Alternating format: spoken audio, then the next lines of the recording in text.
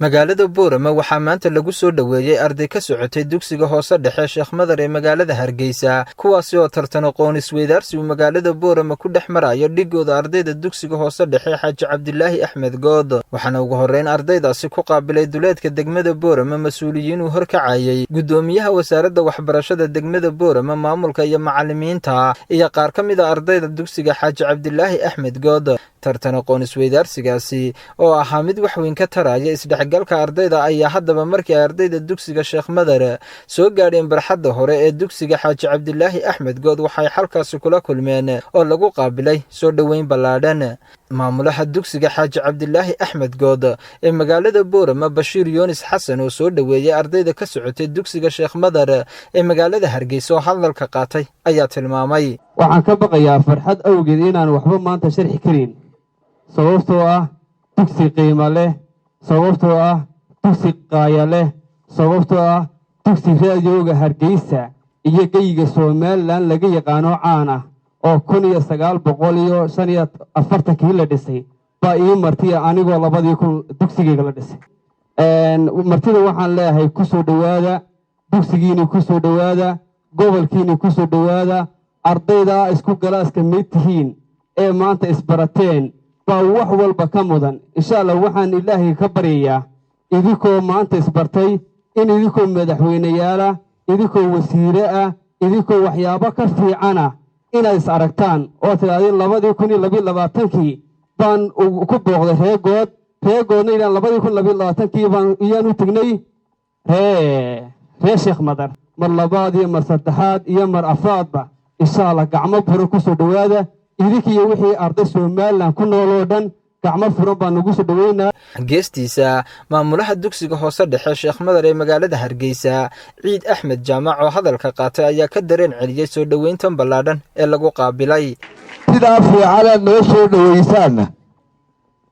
wallahi baan soo dhaweyn doonaa maadaama naqaano sida wax loo soo dhaweeyo sababta loogu baxo waxaan leenahay si fiican oo akhlaaqi ku jirto oo wanaag mudan ayaa gobolka Boorama dugsiga Good si fiican oo sharaf iyo maamuus iyo xaragada ay loo soo dhaweeyay aad iyo aad baad mahadsantihiin dhankooda madaxa xafiiska arrimaha ardayda ee wasaaradda waxbarashada iyo sayniska gobolka Awdal Fuaad Cabdisamed Saad madaxa xafiiska waxbarashada tooska ah Cabdiraxmaan Saleebaan Xasan iyo sidoo kale maamulaha dugsiga gabdhaha ee magaalada Boorama Fadxiye Cabdisamed oo hadalka iska daba qaatay ayaa tilmaamay ruuxaantii tartanku waxaan awal gobol kasta dhexdiisa ugu tartami jiray waxaan noo jidaysay dariiq fiican baad noo furtay baan leenahay maamulaha Sheekh Madar ruuxaantii noqon maayo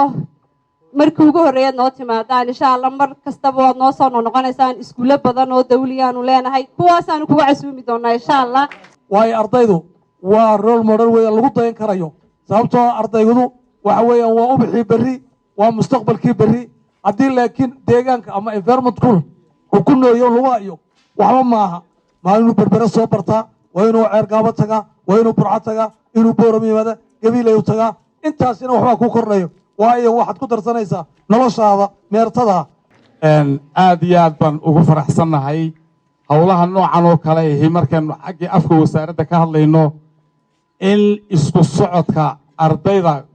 degmooyinka iyo goboladu wax fara badan bay soo kordhin doontaa waayo ardaygu wuxuu u baahan yahay inuu meel ku ekaado waxa ka wanaagsan meelaha qaar in buuqasho loo sameeyo ama ahaato degmada dhexdeeda ama ahaato gobolka dhexdiisa ama ahaato isku socodka gobolada kale waayo wuxuu ardaygu faa'iidayaa